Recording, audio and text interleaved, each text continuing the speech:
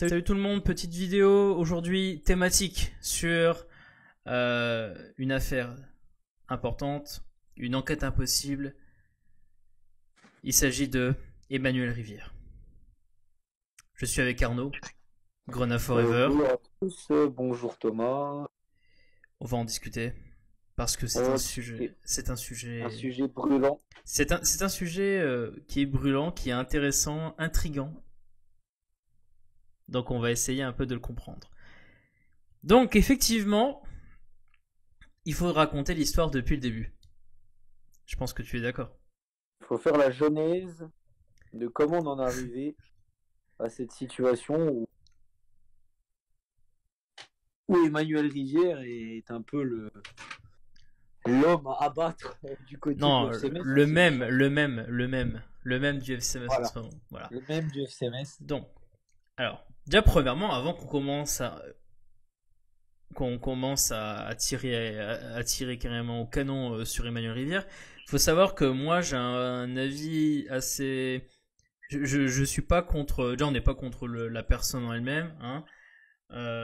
Moi, j'ai mon opinion sur la question qui c'est plus compliqué que ce que les gens veulent imaginer. Donc, on essaie juste un peu d'analyser. On va juste essayer de comprendre pourquoi tous les événements qui font que voilà qu'aujourd'hui c'est ça. Comment on en est arrivé là en fait? Ouais, comment on en est arrivé là. Donc voilà. Donc Emmanuel Rivière arrive au SMS lors de la saison 2017-2018. Emmanuel Rivière donc qui arrive donc pour cette petite saison. Il faut noter que durant les 2 années précédentes, donc de 2015 à 2000 n'importe attends, qu'est-ce que je raconte? Non, de 2014 à 2016, Emmanuel Rivière ne marque pas une seule fois en professionnel. C'est ça. Il était lors de sur les 2 années précédentes, la première année, il était encore sous contrat avec Newcastle. Absent absent quasiment toute la saison, hein, pour blessure. J'avais noté la blessure. Je crois que c'est pas le ménisque. Ménisque, effectivement, déchirure du ménisque. Et donc saison 2015-2016, pardon. Attends, qu'est-ce que je raconte? Non, saison 2016-2017. Ça, c'est vrai qu'il n'a pas été épargné par les blessures. C'est ça. Saison 2016-2017, il a Osasuna. À Osasuna, il joue en prêt, c'est ça. Il joue 15 matchs en championnat, une passe décisive, toujours pas de but. Et donc, on arrive, saison. Je me suis trompé dans mes trucs, mais c'était la saison donc 2017-2018. Voilà. C'est ça. Il arrive à Metz. On est un peu surpris parce qu'on se dit, ah, donc il va devoir donc dans l'historique, hein, la saison d'avant on se maintient avec Erding, Cheikh Diabaté en attaque. Enfin, pas forcément. Emmanuel Rivière n'est pas là encore. Emmanuel Rivière n'est pas là encore. Et donc la saison d'après, on se retrouve avec Nolan Roux. Ah, Nolan. Voilà, Nolan. Et donc Emmanuel Rivière.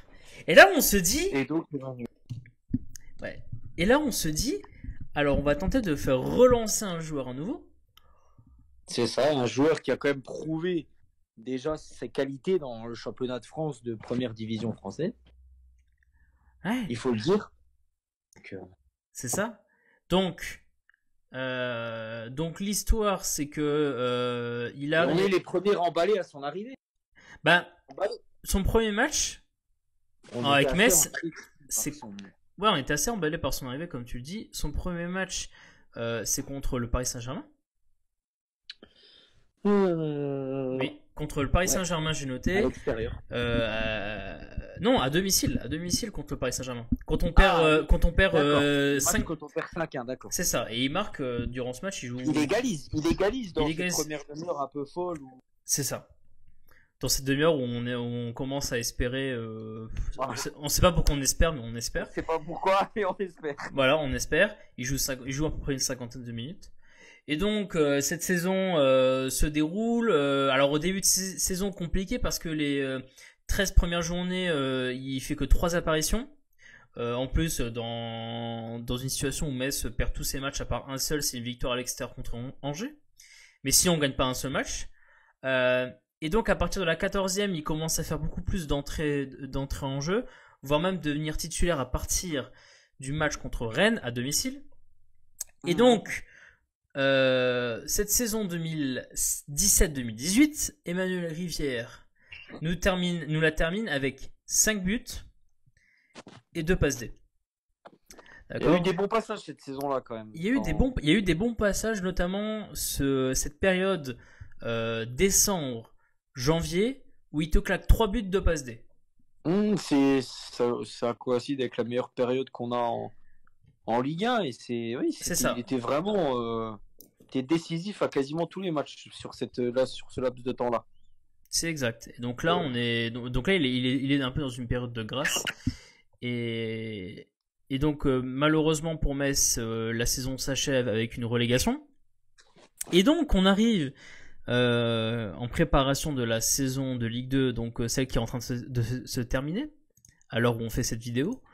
Donc la saison 2018-2019. Et donc, tu es Emmanuel Rivière. Et là, tu vas nous dire, Arnaud, donc, qu'est-ce qui se passe ? Donc, Emmanuel Rivière demande son départ, un bon de sortie.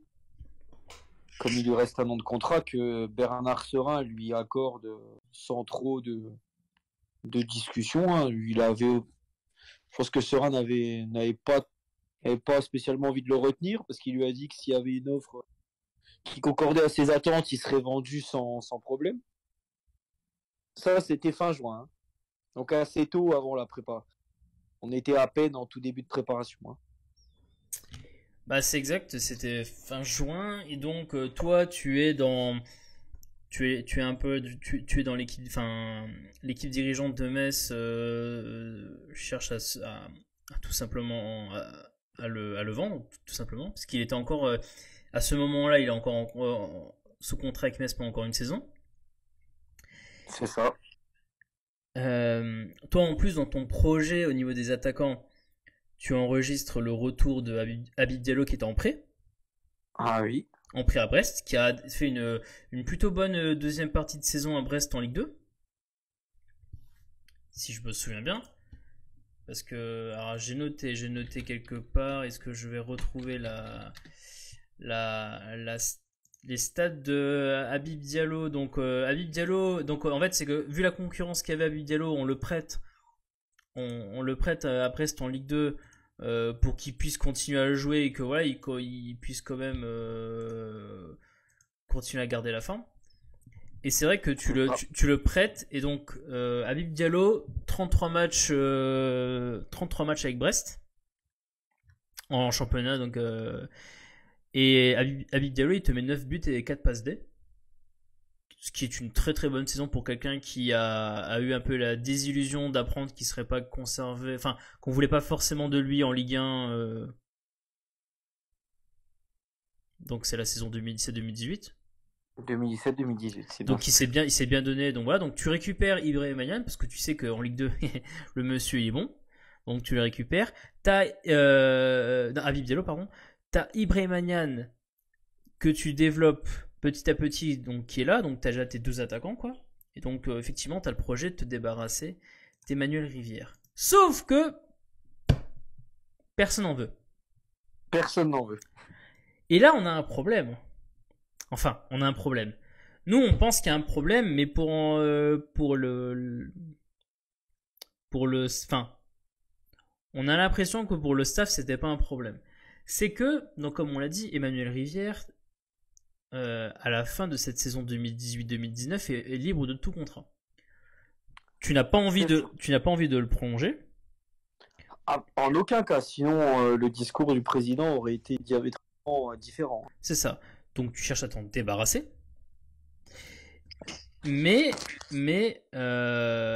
pourtant, Frédéric Antonetti décide de le conserver dans le groupe messin et même donc de le mettre sur le banc de touche et des fois même encore plus de le faire rentrer en jeu au détriment dans le groupe étant donné qu'on ne sait pas sa situation contractuelle et il fait sa première apparition au 31 août le match contre Lens, où en plus il rentre en jeu, notamment.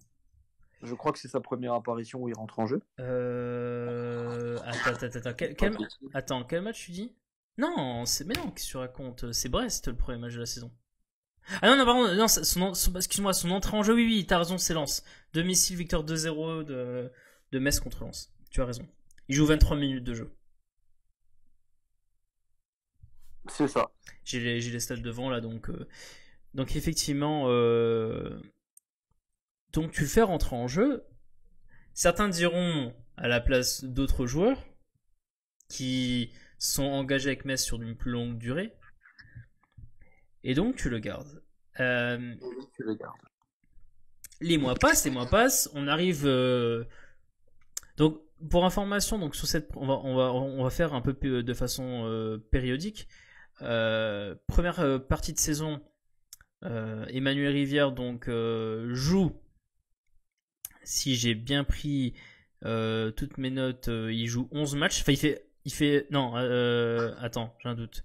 Emmanuel Rivière doit faire une douzaine de matchs et il doit en commencer. Et je crois qu'il en commence 3. Alors, 2 ou 3 en tant que titulaire. Ouais, parce que moi, en termes d'apparition en championnat, donc en Ligue 2, pour moi, il apparaît à 9 reprises en première partie de saison.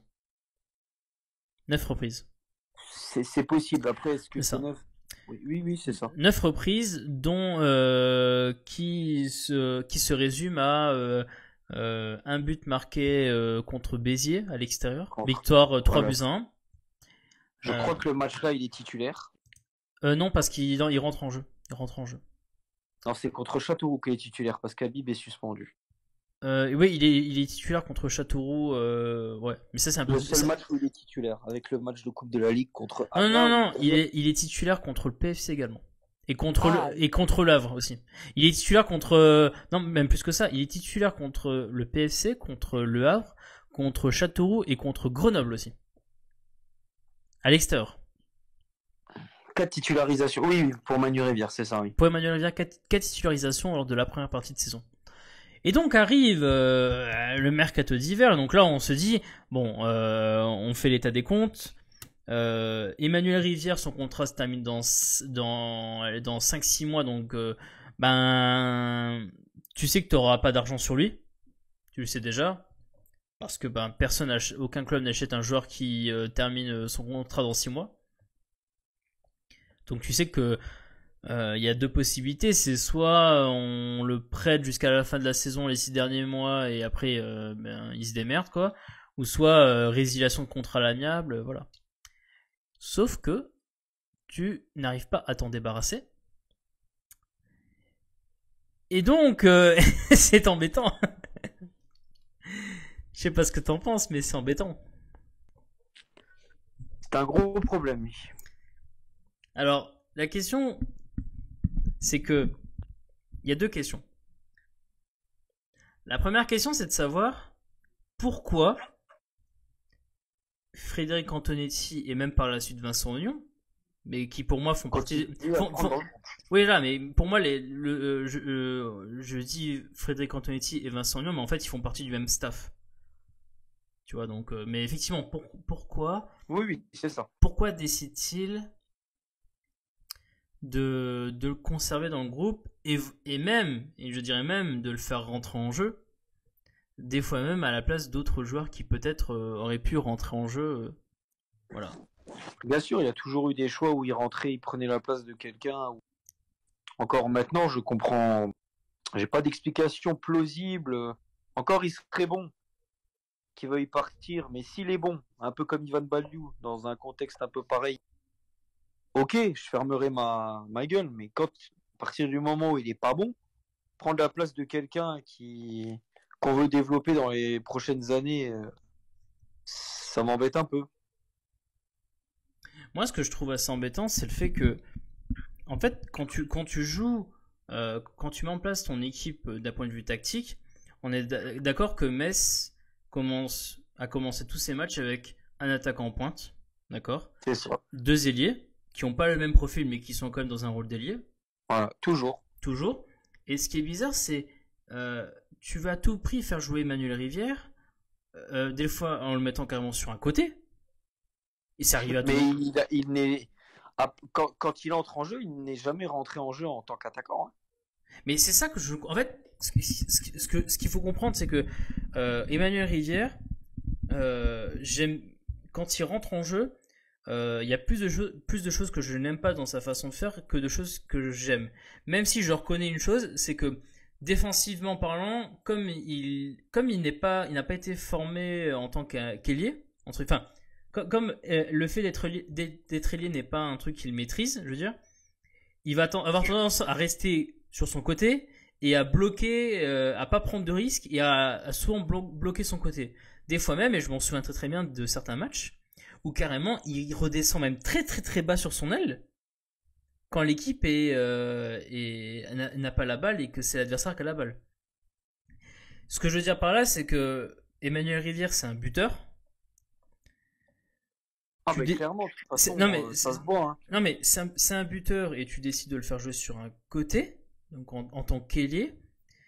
Moi, ma question, c'est sur ton banc de touche, tu as par exemple quelqu'un comme Jalot qui est un joueur, qui est un ailier.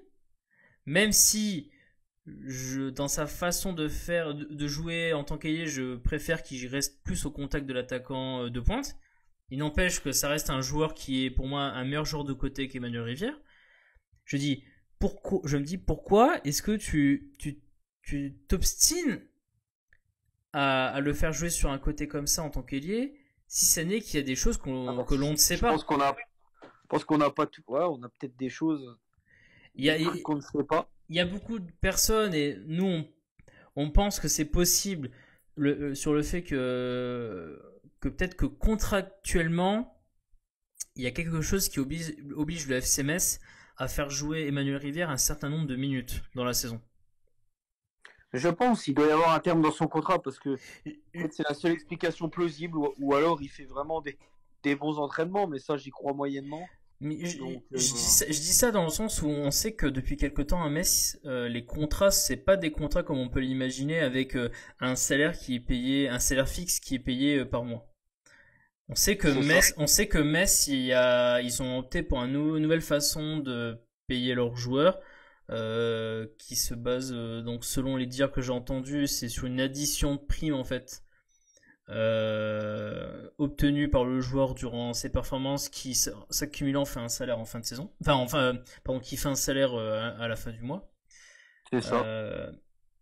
Donc peut-être que contractuellement il y a quelque chose qu'on ne sait pas et qui fait qu'on est obligé dans un sens de lui donner des minutes dans cette équipe. Maintenant, la deuxième possibilité aussi, c'est le fait que Antonetti et son staff considèrent qu'il apporte une vraie valeur ajoutée à l'équipe. Ça j'ai du mal à y croire ou alors attention, c'est fou, mais aujourd'hui quand on essaie de voir la valeur ajoutée que peut apporter Emmanuel Rivière quand il rentre en jeu, c'est pour moi, si je dois trouver deux valeurs ajoutées, déjà clairement, c'est le fait de se dire, comme j'ai un peu dit, il va rester. Juste, laisse-moi terminer, juste s'il te plaît. Juste, tu restes sur le côté, tu prends pas de risque, tu bloques ton côté. Ça, c'est une des valeurs ajoutées qui peut apporter. Et sinon, la deuxième valeur ajoutée, c'est en mode, t'es au front de l'attaque, donc t'es une menace constante pour les défenseurs adverses. Donc en fait, c'est par ta présence que t'impactes. Pas par la création d'occasions dangereuses. Voilà. Donc je sais pas ce que toi, c'est que si toi tu vois un peu comme moi de la valeur ajoutée sur lui, ou est-ce qu'au contraire tu penses que c'est du bullshit total et que c'est de la poudre de perlimpinpin. Non, bah après moi, voilà, on va penser que je m'acharne sur ce.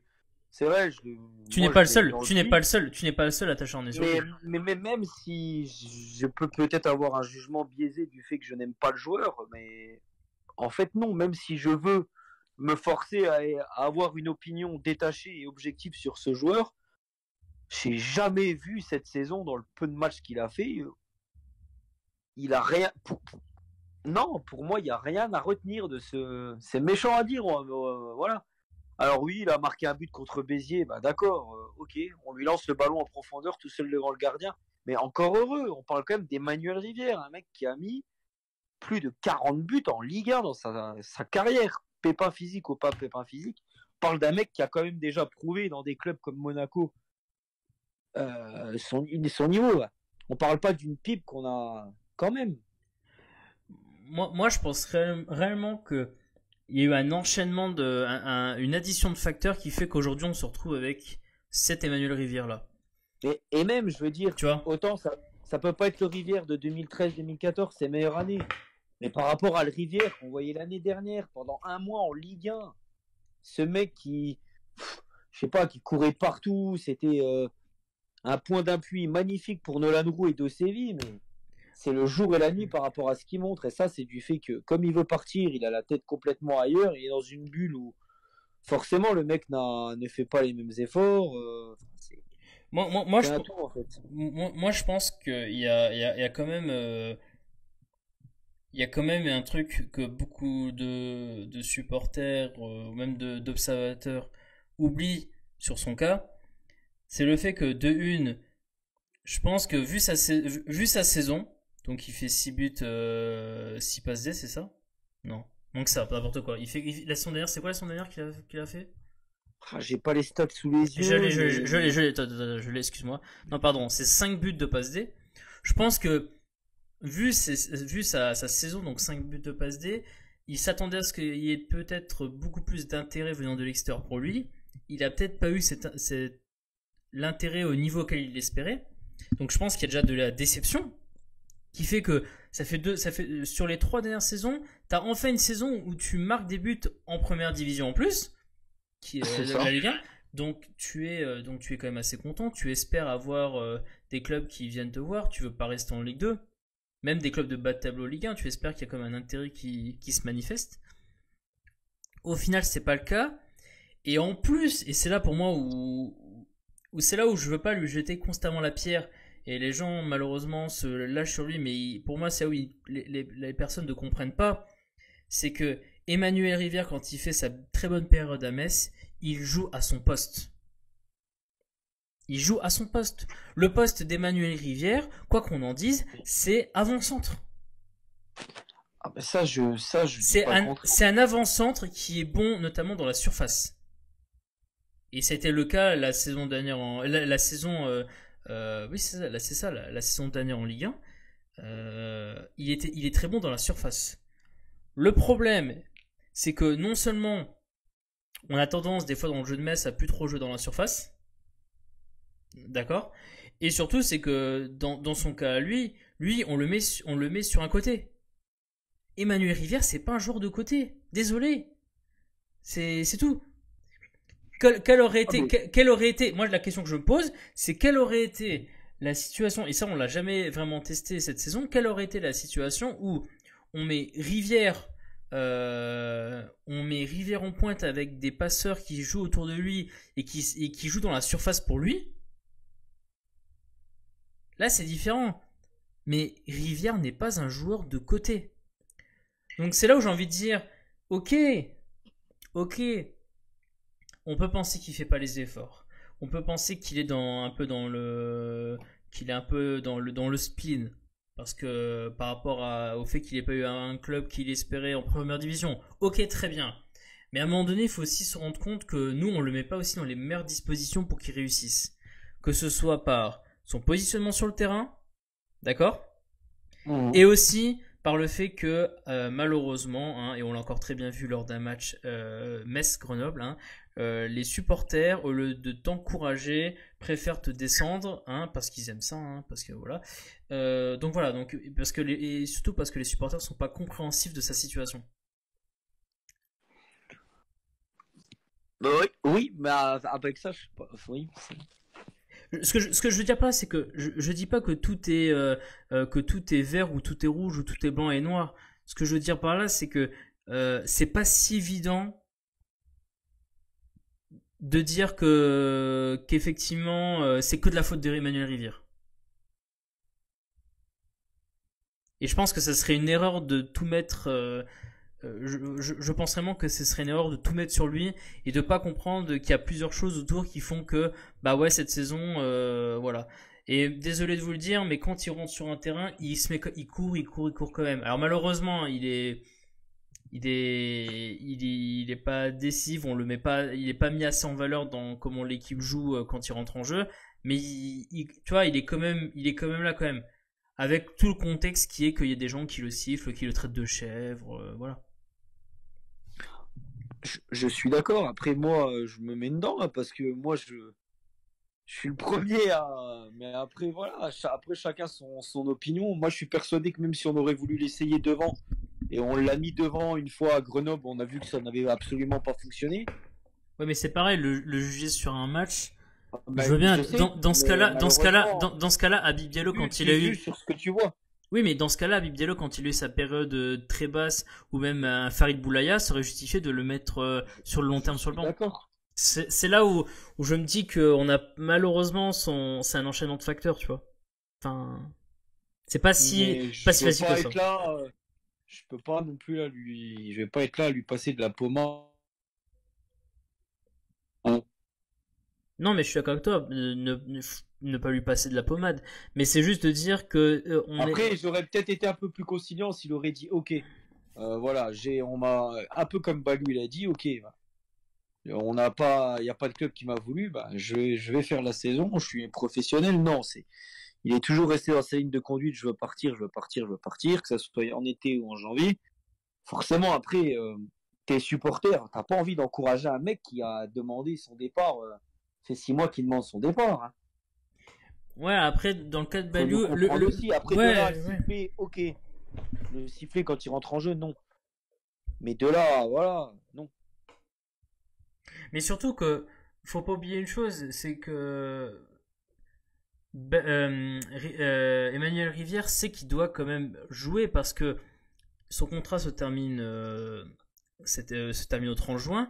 Il doit retrouver un contrat avec un club l'année prochaine. Et s'il ne joue pas, ou si, même s'il ne joue pas tout simplement, il va pas trouver de contrat l'année prochaine. Ou il va trouver un contrat qui sera pourri, je sais pas où, voilà. Mais pas en tout cas au niveau de ses attentes. Ça, c'est clair. Donc, il faut pas non plus dire, ah, il fait exprès, entre guillemets, de se mettre dans cette situation-là. Il aimerait évidemment jouer et il aimerait